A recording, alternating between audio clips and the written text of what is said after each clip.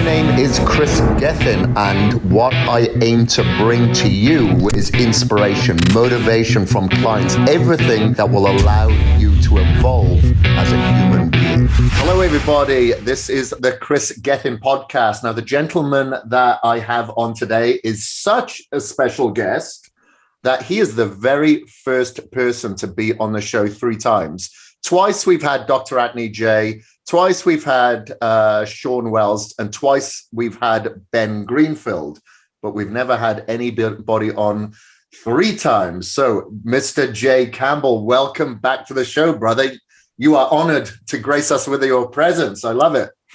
Kris, it's an honor to be here, man. And that is some esteemed high company. So very grateful, very privileged, very humbled to talk to you today. So thank you.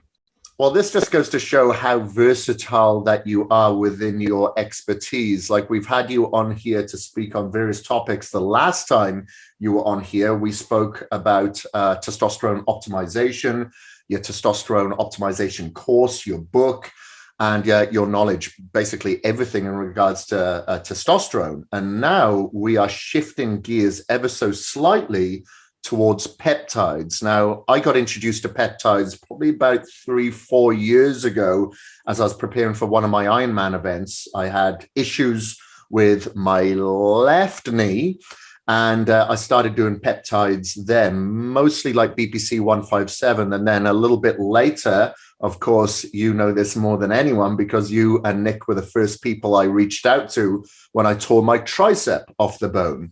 And you suggested, I think you and Nick suggested about 5 different peptides to help with my healing process. And we know that these are like a sequence of amino acids that can be used for cognitive function, fat loss, muscle building, gut health, recovery, all sorts. So we're going to take a deep dive into this today. And of course, you've just put out a course, which I did myself last week, hence why I really wanted to get you on the show to speak about that.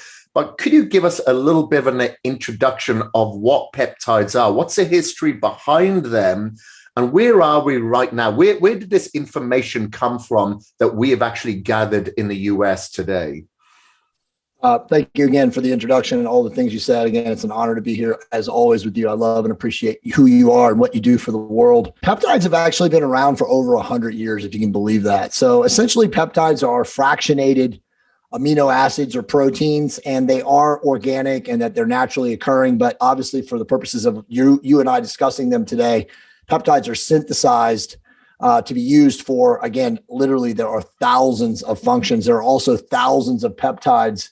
But if we go really back in the history of peptide use, most things that are used later and discovered for purposes are never discovered for the actually original purpose. And actually, peptides were sequenced for people who were traumatized or injured. There was a lot of like people that had burned, from burns or like chemical fires or things like that. So they started looking into it from a science standpoint a long time ago.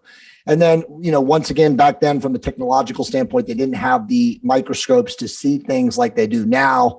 So as you correctly pointed out, it's really only been in the last 10 years that I would say in the clinical community has really looked at these. And I really truthfully like to say, Kris, that peptides are the once and future of medicine, so much so that the FDA and various regulatory agencies around the world, outside of the States, are very wary. And I would say actually fearful of peptides because obviously they are a threat to, the sick care allopathic medical community and how they essentially treat symptoms without treating the root cause. And obviously, as you are very well aware now, peptides treat the root cause. So essentially, they create a fundamentally regenerative effect for any use that you are looking for, whether it's fat loss, whether it's healing, whether it's for improving cognition, enhancing immunity, building muscle, building strength. There's so many different functions of peptides and the way they work from a regenerative effect that, again, you can understand why the prevailing powers that be are very wary of them. Before we take a deep dive into different peptides and different stacks, as it were, where do we stand now in the US? As is it like a bit of a gray area in where you can purchase the peptides? And I'm assuming with your answer, there's going to be reputable places, much like supplement companies, and places where you should probably avoid purchasing. Exactly. Buyer beware. But that's a great question. I mean, where we now stand is there are about, and this is changing every day, there are somewhere between 11 and 14 peptides right now in the United States that are quote unquote FDA approved, which obviously means the FDA has a patent on the delivery systems and the way that they're designed. And so they're approved. And then that means that a doctor, anywhere can write, a script for their use. But as you know, and kind of like, as you said, with supplement companies, the whole buyer beware aspect, there are thousands. I shouldn't say thousands. I would say probably globally, there are hundreds of what we would call research chemical companies that are manufacturing peptides for the sale. The way they are selling them, though, online is that they have to indemnify the end user, meaning either of us or anybody listening to the show as the purchaser, as using them on their research animal. So you essentially have to identify that that's what your purpose is to do. But come on, I mean, everybody that purchases peptides from a research chemical company is obviously using them, on themselves in addition to their research animals. So it's kind of weird. But, to your original question, which is important, where is it going? If you asked 100 doctors, you get 100 different answers. I personally believe, from my knowledge inside the game and the people that I speak with, it's going to get weirder from a regulation standpoint, but I definitely think that the FDA realizes the value of peptides. And once they can figure out how to, make money on their distribution, and at the same time, not harm anybody. And we'll get into that. There are, as you know, very few side effects, if any side effects from peptides, but it's all about money for the FDA. So once they can figure out how to mass produce and then mass license, both from a wholesale and a retail level, I would assume that all peptides will be available. Will they be affordable to the average Joe? That's a question for debate, but I presume that at some point within the next 10 years, peptides will be part of medicine. Right. Okay. Interesting. Now, there's various forms of peptides, as we mentioned, that can be utilized for, healing, cognitive function. What are the most common peptides that you find that people use? And I know that there's going to be some there that'll be specific for the demographics that are listening here. But, I'm sure people are wondering, okay, well, I've seen there's 5 peptides that can be utilized for this particular thing or whatever. But I know, BPC 157 is probably the darling that most people hear about. But what have you found are like the most common peptides that people use and they find phenomenal results from utilizing it? Again, a great question. And not to be a shill for the course, but, to talk about that, when Nick and I designed the course, and first off, for everybody who's watching this, and Kris, you've been through it. I mean, it took us a year to design the course. So we first wrote a book and then we were like, holy shit, we can't bring this book to market because nobody can help us build the charts and nobody can obviously demonstrate in a book like how to reconstitute. There's just so many little things that you have to understand about using peptides that it made it very difficult to be putting it in a book. And then you also know that obviously very few people today read. So we, designed the course, and the course is very intricate in its design, but it's designed for the end user who knows nothing about peptides, right? So if you're like Kris and you're an advanced user, or someone like me, a physician, a clinician, a researcher, and you want to get the nitty gritty deep dive, it's in there. But if you're absolutely clueless, you know nothing about peptides other than that you heard it on a Ben Greenfield or a Kris Gethin podcast, and you want to learn, we designed the course from that perspective. So to your question, we took about the 20, I think there's 24 peptides that we cover in there, but we took literally the top 25 peptides that a person would use today, right? And then we broke it up into various specialties, such as you already said, healing, cognitive improvement, fat loss, immunity enhancing, muscle building, and then, genetic type stuff like to enhance DNA.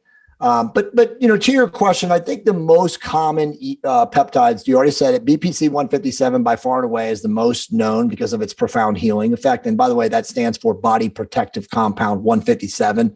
The other one that is used a lot in combination, as you used in your healing stack, is TB which is thymosin beta 500. It used to be thymosin beta 400, but now it's improved to 500, which is the most profound information suppressing agent that we know of on planet Earth. And then I would say probably for fat loss, I want to say probably ipamorelin now is really big out there. CGC 1295, a lot of the compounding pharmacies make those two together. We can discuss like whether or not I think that's beneficial. I actually don't personally, but and I've said this before on your show, we're all biochemically unique.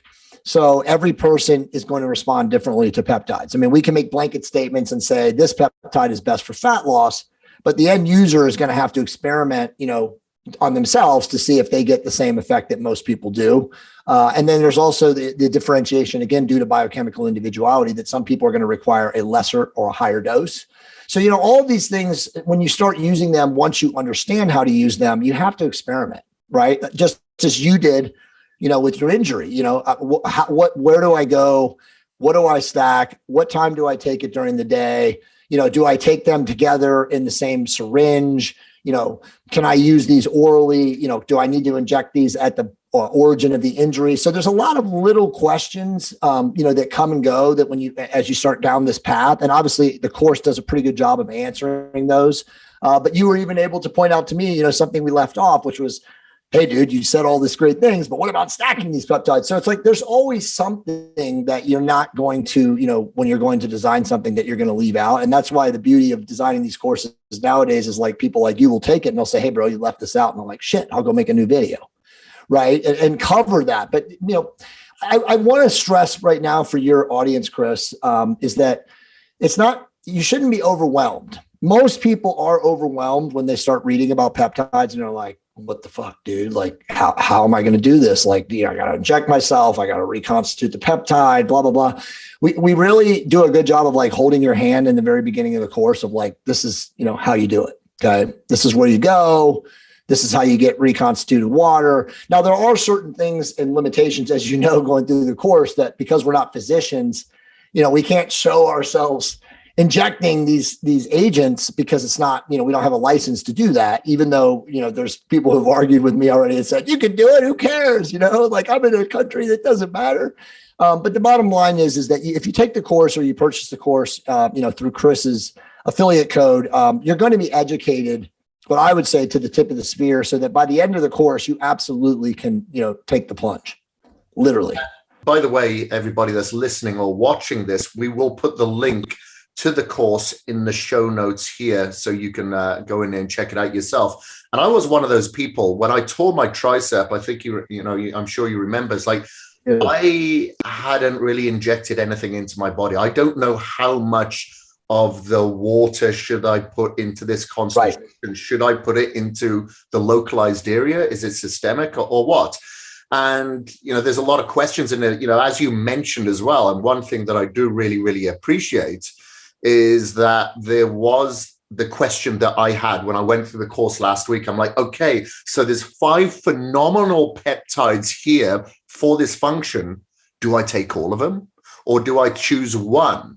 Okay. And then you'll say, this is great. I'm going to put bonus material. Within 24 hours, you'd put a bonus video up there going through each stack that people could compile together, or which ones people should take by themselves, which is a great question to answer, because like if you go to any of these peptide websites, like you said, because it is kind of a little bit fringe and there's only so much they can say, they don't give you any explanation of what the peptide's for, how you should use it, how often you should utilize it, or any of that.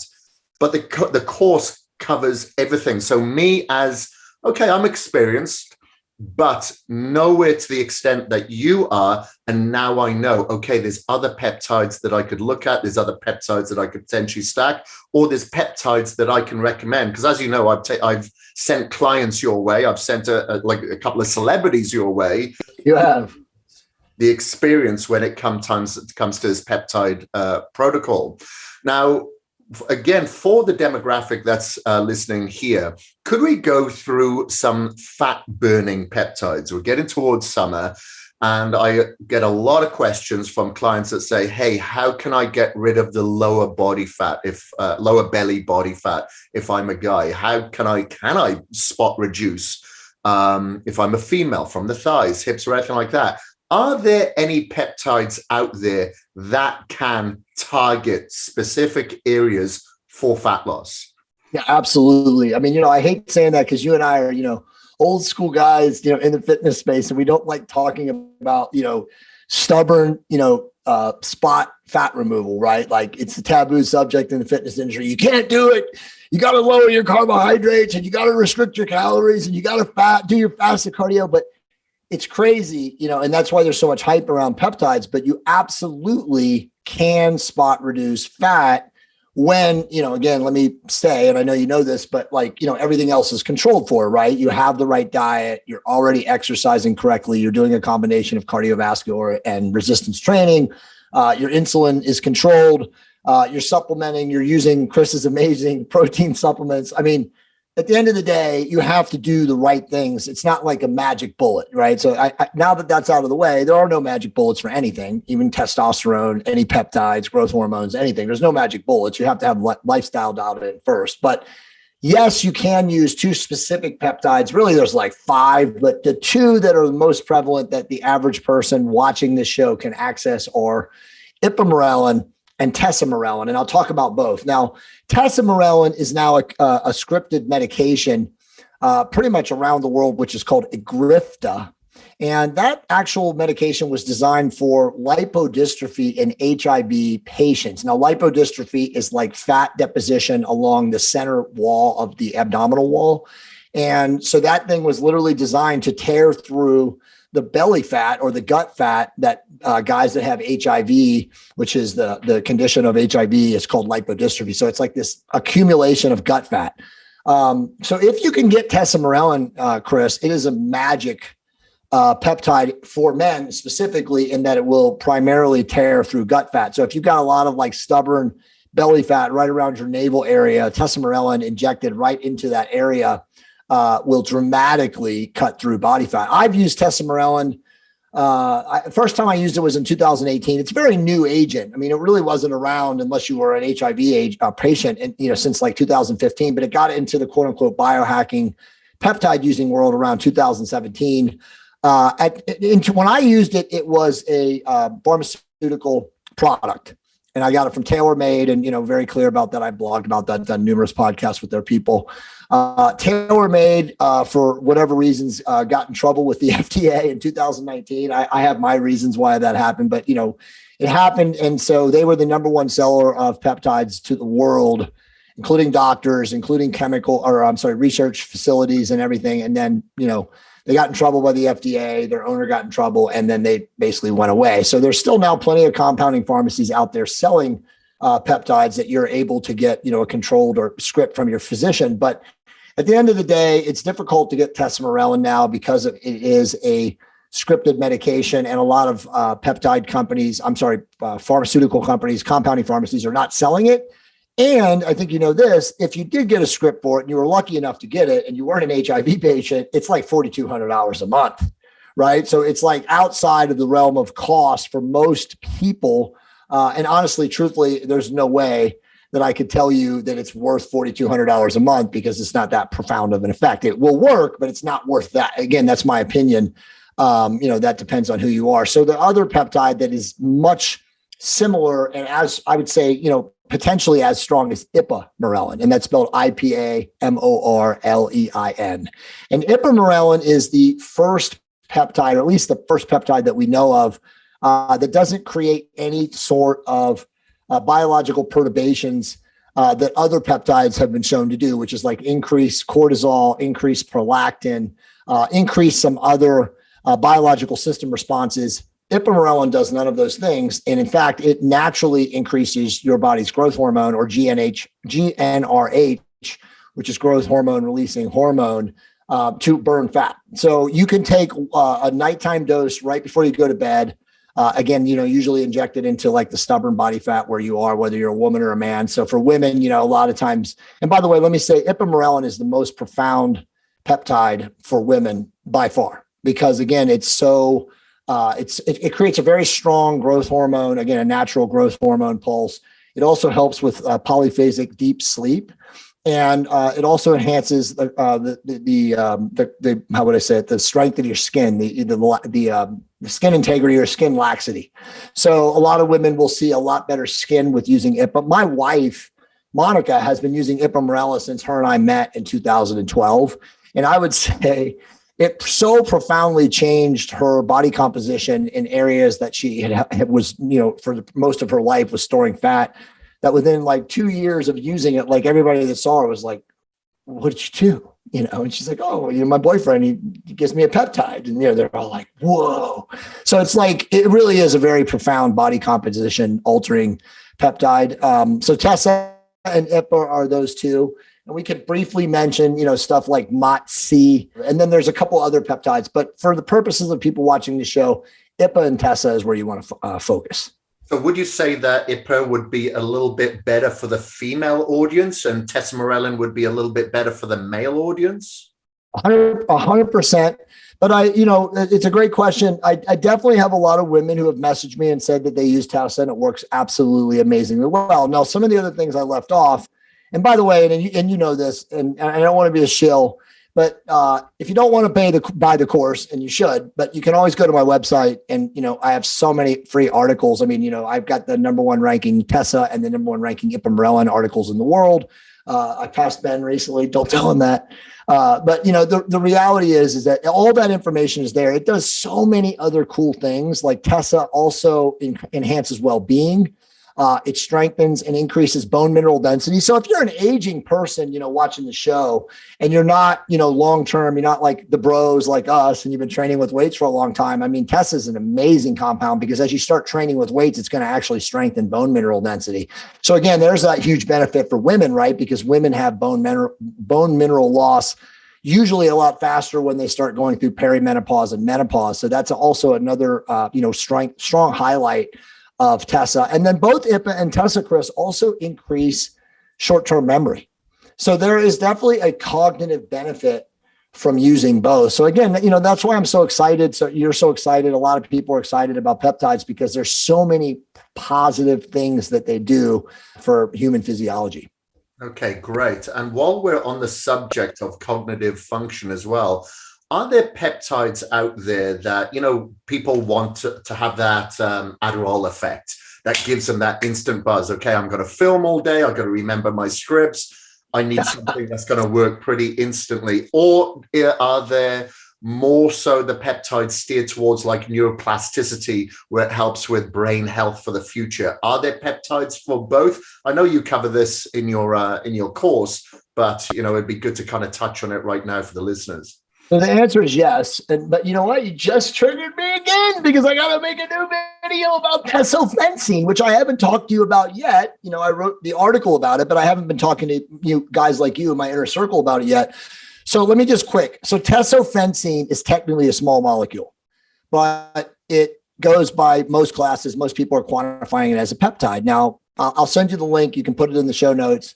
We wrote an article. I've been using tesofensine, Kris, since February 15th, and I absolutely swear by it. Now, granted, I've only been on it for 10 weeks, a little bit longer than 10 weeks. I call it the GOAT molecule for cognition and fat loss. Now, yes, it actually improves or increases BDNF, which is brain-derived neurotrophic factor, and it also is a metabolic uncoupler. So you get the combined effect of well-being, energy, focus, and fat loss. Now, I won't go any deeper on that because I want to talk about the other things and answer your question, but that supplement / peptide / small molecule can be purchased from Peptide Sciences right now. I think they're the only company on planet Earth that you can just go purchase from right now. I have a bunch of friends that are buying it and using it, and they're getting the same effect. It is literally amazing. In fact, Kris, last night I did a Ask Me Anything on one of my private groups with Nick, and Nick started using it without telling me like 3 weeks ago. And he's like, bro, I didn't believe you when I read your article, but I think I believe you now. So anyway, we'll talk about that off air about that. But to your question, there are amazing peptides that increase short-term and long-term memory and then also improve neuroplasticity. We talk about all of them: Selank, Dihexa, Cerebroliacin. I'm missing one right now. It's also in there. I can't think of it right now. But all of these peptides will definitely improve, again, short-term memory and improve neuroplasticity, definitely improve focus. Now, I'm not a big user of, and very admitted about this, nootropic peptides up until I started using tesofensine. And the reason that is because I don't feel them like some people feel them, right? Like if I take 40 milligrams of Dihexa, which is a heroic dose, I barely feel it. Some people use 5 or 10 milligrams of Dihexa and say it's the greatest thing ever. They feel like, Bradley Cooper and Limitless. So again, we're all different.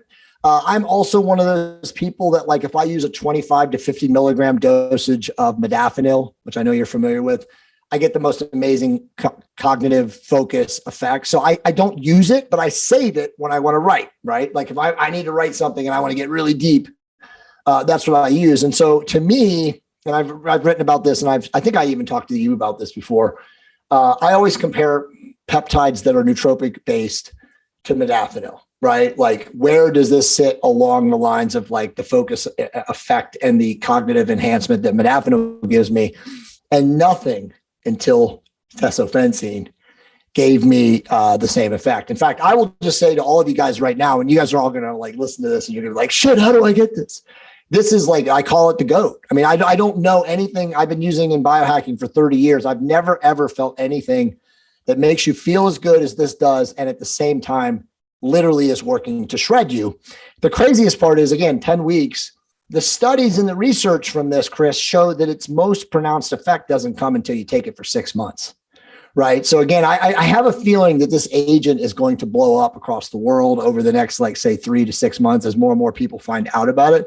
But let's just say you take it first thing in the morning, and within an hour, you are just, dude, you're in flow state. I mean, like, if you want to meditate on this, I mean, I just literally came, we started texting each other 20 minutes before the show. And before that I was there, and, it's such a profound, amazing agent. And again, it's technically not a peptide, but all the research chemical companies and now the peptides manufacturers are kind of labeling it because it's a small molecule and it's kind of being sold under that classification. But if you do the research, it was an orphaned drug that they started use for people with depression. And they have a lot of research, people for 4 years have used it, no dependency, no receptor attenuation, just massive fat loss, right? So they orphaned it because they didn't get like the effect of like, oh, this is making people feel better, but it does make people feel better because it stimulates dopamine and increases BDNF. And again, my article on my website is probably the only article on planet Earth right now that went really deep and examined all the research. So you can link to that in the show. Okay. And from what I recall, from what I remember reading about that, this is an oral peptide. It's a cap. Swallow it. It's amazing. Okay. Don't have to worry about injecting anything. And by the way, that's a good point. So let's talk about that. Delivery systems of peptides. And you said something that nobody ever says, that's why I love you. The peptide research chemical companies are in a fringe area. So a lot of them will send nasal misters or other things with the peptides that you're purchasing. And it will confuse people who are not knowledgeable about using peptides. They'll be like, oh my God, I got to spray this shit up my nose. And I've heard so many stories too. Look, for you guys watching, they're doing that again, because as Kris said, it's fringe and they don't want to be like, on the outside, like selling you something that they think you're going to inject. But at the end of the day, and we talk about this obviously in the course, the highest impact delivery system for peptides is injection. But remember, this is not injecting a steroid or therapeutic testosterone or anything. This is literally injecting a water-based solution. It's aqueous. So if you know anything about type 2 diabetics who inject insulin, they use a 31 gauge needle, which is so small and so thin and hypodermic that if you stabbed yourself, you barely even feel it. So it's like, again, you don't really have to be fearful. Like, when you first injected peptides, you never injected yourself, you're like, oh, fuck. Everybody has a needle phobia initially, but then once you see how small the needle is and how you literally don't even feel it, it's a totally different thing. So for anybody out there that's like, oh, I can't inject myself, give it one time or 2 times and you'll be like, you don't even feel it. But to also what you're saying is it is important that people understand that most delivery systems for peptides are injectable. The variation from that is BPC 157. Now, I want to separate this, and this is a great opportunity to do this.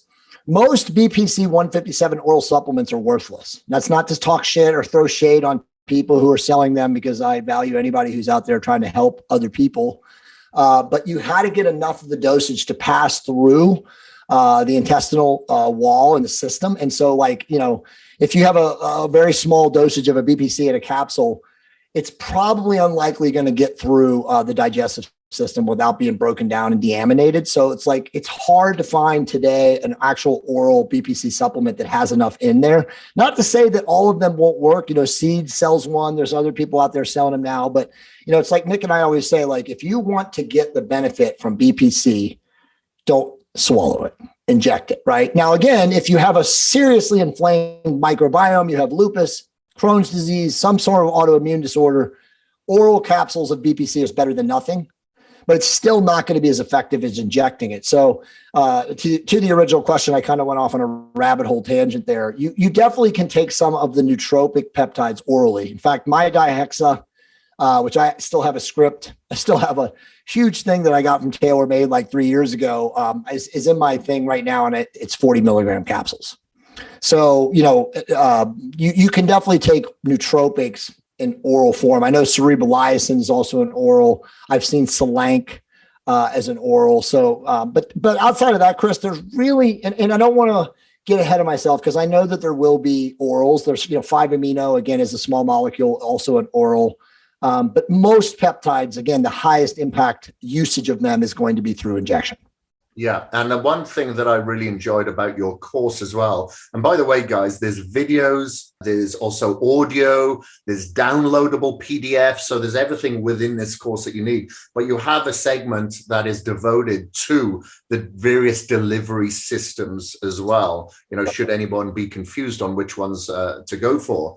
Now, I want to move on to as well from a visual perspective. A lot of my demographic are into anti-aging, not only from the inside that peptides can help with, but from the outside. And we can talk about, a couple that help with anti-aging as well from the inside. But one of the first times that I got exposed to peptides, I had no idea it was even a peptide back then, was what that was in the bodybuilding circles, which also creeped its way down to a place, what we call in Wales is the valleys. It's down South Wales. A lot of unemployment there. However, you'll see a lot of women, and I'm not typecast in here, they've got the bleach blonde hair, and they had this amazing tan, which is very unusual in a country that rains about 360 days of the year. Bleach blonde hair, and they look like they've just come back from Spain. But they had been taking something called melanotan. And this is quite popular in the bodybuilding circles as well. So could you explain to us as well what peptides are out there that can help with skin, help with skin tone, and obviously hair, because we can talk about this in a second as well. I've utilized one on my hair, and you have as well, because when I met you, you didn't have that much hair at all. Oh. So could we talk about some of the ones that people can use as well for outside appearance? You mentioned one that your wife was taking as well for elastin and whatnot, or fat loss. But I'd like to talk about skin and hair in particular. Yeah, so I'm glad you set me up. So this skin, this white boy, Northern European skin, the reason I'm tan is because I use Melanotan 1. Okay, and Melanotan 1. Okay, so just quick high level, Melanotan 1 and Melanotan 2 are both tanning agents from a peptide standpoint. They increase the melanin corticoid receptor site formation in the body, which enhances or darkens the melanin in your skin. Now, the one you're talking about that bodybuilders use is definitely Melanotan 2 because it darkens the skin quickly, efficiently, and kind of like a brown orange look. I mean, you literally honestly look like, if you overuse it, and you've seen that, so many guys overuse it, you look like an Oompa Loompa, you got like the orange brown look. So it's like, I really am against it. The other things about Melanotan 2 that should be, just stated right here is that it definitely has a sexual function enhancement effect on some guys and some women, not everyone. The other thing is that it's very potent, and that if you overdose on it, you just need a little dose. If you overdose on it, and again, overdose is a relative term, but meaning if you take too much, you can get seriously nauseous. In fact, I hate that peptide for that purpose, because it seems like everybody has like their own critical threshold where if you take just a tiny bit too much, you could be standing there 5 hours later in front of your computer and all of a sudden dry heave. Okay. So not a fan. I also have to mention, and again, this is in my articles, melanotan 2 also has this bizarre effect for people who are prone to having moles, to darken them. Now, it doesn't mean that it enhances the rate of skin cancer or anything like that, but it can definitely darken moles. So again, I'm against that. Now, melanotan 1, I've also written incredibly deeply about it. I've also meditated on melanotan 1. So melanotan 1 has this effect of browning the skin. So if you're white, you get a nice, what I call golden shade of tan, again, depending on the melanin production in your in your family or in your genetic, your ancestry. Like for me and my family, like I have, my dad is Northern Scottish, Irish, and my mom is German, Dutch, and she has a little bit of like Spaniard. So there's like a blend of my family. Like some of us can get darker like I can, and some of us are just white as, cotton. So it's weird because like with me, when I use melanotan, I just get dark, and I stay pretty much year round dark now. And, my family will see, and by the way, I use a microdose of that. My family sees me over the last 10 years and they're like, what did you do? And I'm like, I just used melanotan 1. Now there is a profound effect noticeable from using melanotan 1 to enhance consciousness. We don't understand why. I write about it in my article. I won't go deep on it, but I love that agent, and I use it 8 months out of the year. Again, when I want to be, tan, when, I live in Southern California, obviously, so I want to be able to be protected. And you said it best. And again, this is what people have to understand. The more you enhance melanin corticoid receptor site formation on your body, the more you're protected from the sun. Bottom line. Okay.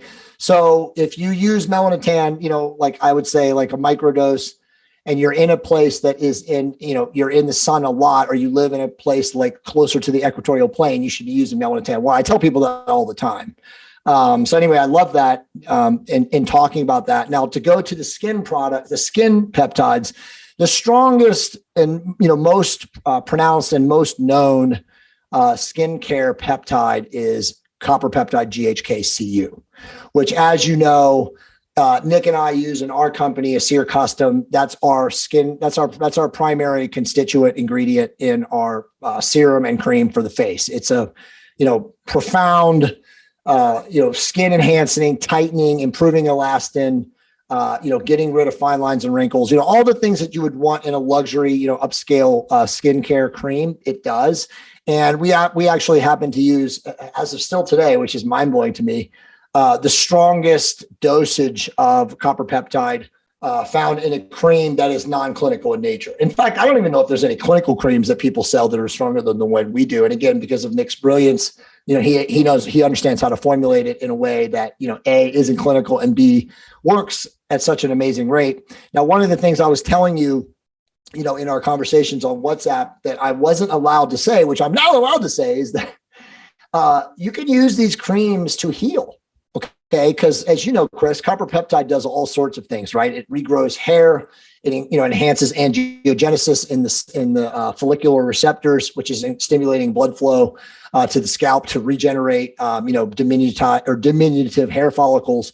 But it also does amazing things to heal. So, like, you could technically buy, royal blue serum or sky blue cream if you have an ankle injury or an elbow injury, or again, a soft tissue injury, and rub the cream, into the origin of the injury, and you will notice profound healing within 3 to 5 days. In fact, sometimes even sooner. If you got a really bad sprained ankle and your ankle's black and blue, and you put GHK-Cu into that injury, you'd be blown away at how fast it will heal. So weren't allowed to say that previously, but now, we found out that like, it's not that important, and we're not selling it from our website that it does that. But, at the end of the day, like you use it for your skin, to tighten, to enhance, to, diminish fine lines and aging. But if you also want to use it from a healing standpoint, it's a profound agent. Okay, now let's talk about the hair for a second, because as you know, I was using those products for a while, the Acia Custom for the hair. There's 2 products there that we put on the head. Can we go through those and how they work? And also, is GHK-Cu come in an injectable form as well? And is there an advantage of using the both injectable and using like the hair serum? So great questions. And you brought up, as you always do, something that I want to cover. And again, we're all learning as we go on this. So yes, the answers are yes. GHK-Cu, we have a product called Oxano Grow version 2, which you used, which serum A is the GHK-Cu in a 3% grade. And then serum B is carbon 60, the nanomolecule in a grapeseed oil extract. So it's kind of filtered, it's texturized. So, it helps you to style your hair and stuff, but both of them synergistically together, work in a way where the C60 effectively acts like a super antioxidant dismutase, which is a molecular sponge, which it pulls the serum, serum A, which is obviously the GHK, into the scalp further. So again, to enhance red blood cell formation and blood flow itself, which over time will stimulate, new hair follicle growth. So them together is better than them individually. The problem, that we've had, and as you know, you've been from the beginning, the first version of Oxano, version 1, we were using MCT oil as the carrier agent. It still worked, but it was messy as shit. So we fixed that. We went to version 2 now of serum B, which is again the grapeseed oil extract. Ultimately, it's still too messy because you can't account for user error, right? And a lot of the women who use our product, they have long, curly, thick hair, whatever, and they overspray, because everybody thinks if 1 spray is good, then 4 must be better, right? And it's not like that because you're attempting to get it through the scalp. But to your questions, specifically, we've learned recently, and you experience it yourself, if you don't use it, at least from a maintenance dosage, as aging, and microinflammations affect you, you will start having thinning hair, right? Now, obviously, that doesn't even account for people that are genetically predisposed, so they have androgenic alopecia or alopecia.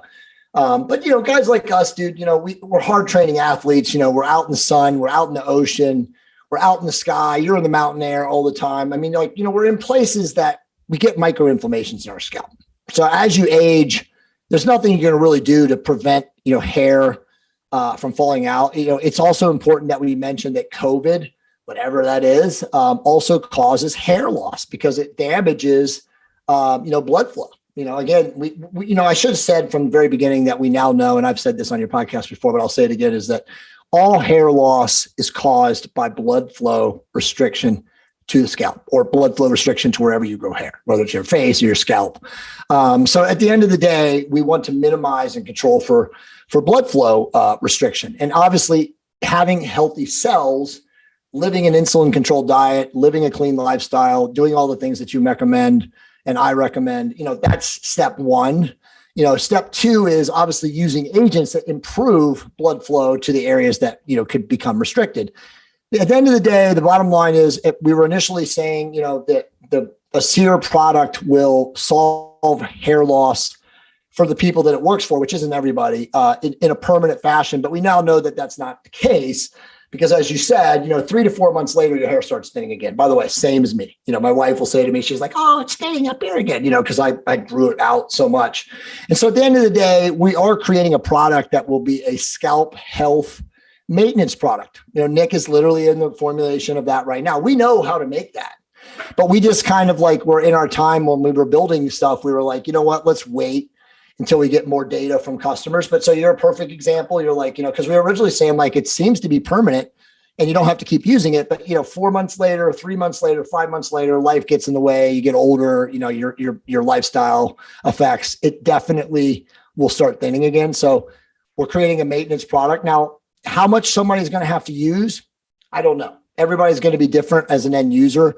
Very truthfully, dude, I literally have not used any Oxano until literally the last 2 weeks since August of last year.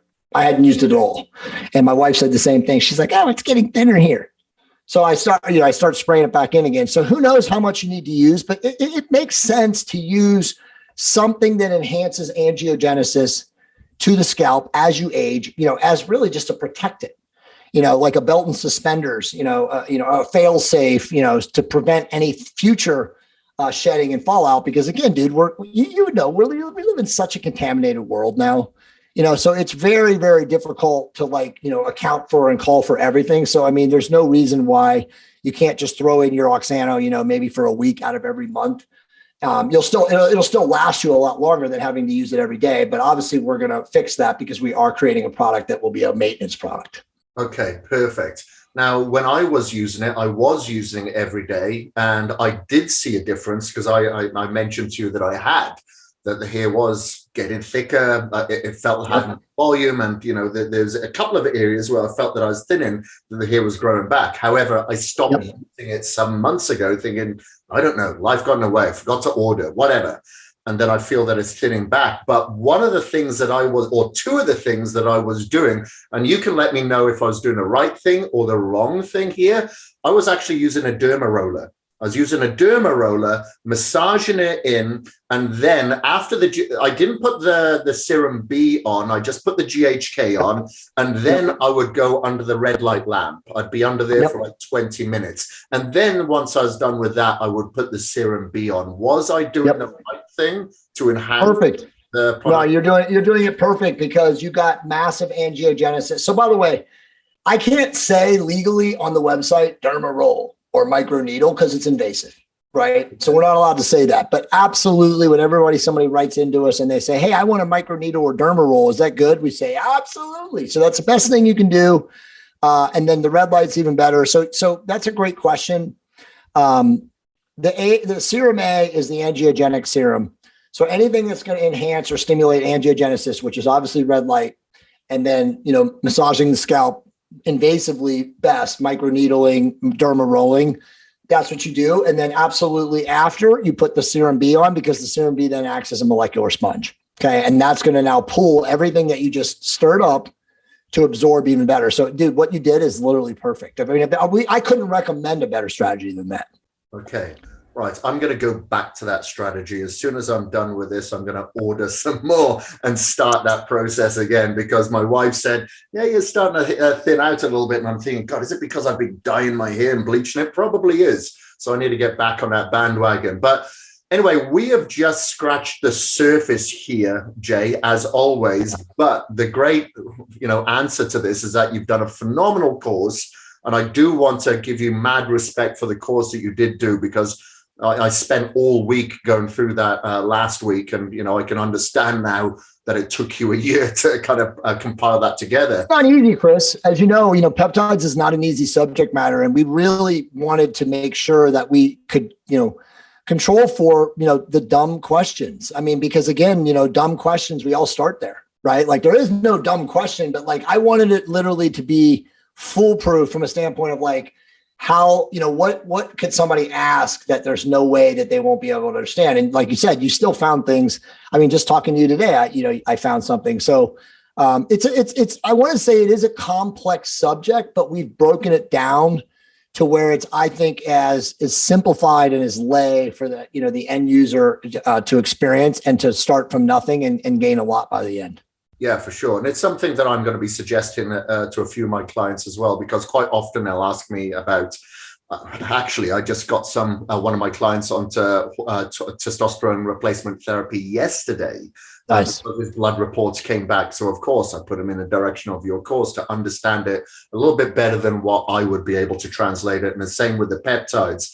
Now, if people are interested in this course, we have got the link in the show notes, and you can use the code, I believe it is Kris G, to get 25% off the course. And if you are interested in any of the ASEA custom for the hair peptides, you can use Kris G to get 15% off those products. And again, we'll put the link in the show notes there. Now, if anybody was to find you, if they've been living in a hole and they haven't heard you on the previous 2 podcasts, Jay, where can they find you? Where can they ask questions? The perfect segue for that, because as you found out today, like the biggest bugaboo of my life over the last 4 years since I transitioned from TOT Revolution to J Campbell is that I had JAY in the middle initial C Campbell because somebody's been cyber squatting on my domain. I finally got my domain. So they'll be able to go, by the time this runs, J Campbell, JAY Campbell, like the soup, CAMP as in ball, B as in boy, ELL, just jcampbell.com. Right now, like you can find me on Instagram. It's jcampbell333, Twitter, jcampbell333. And then if you absolutely positively want to get a hold of me, just contact at jcampbell.com. Right now, actually use the middle initial, contact at jccampbell.com. But if you go contact at jcampbell.com, it'll forward to me too. All right. Awesome. Well, thank you very much for your time. I really, really appreciate you, Jay. And if you like this podcast, if you're watching it on YouTube, if you have any questions, please ask them below. And of course, please do subscribe. And until next week, we are out. Thank you ever so much for listening. My name is Kris Gethin, and I am out.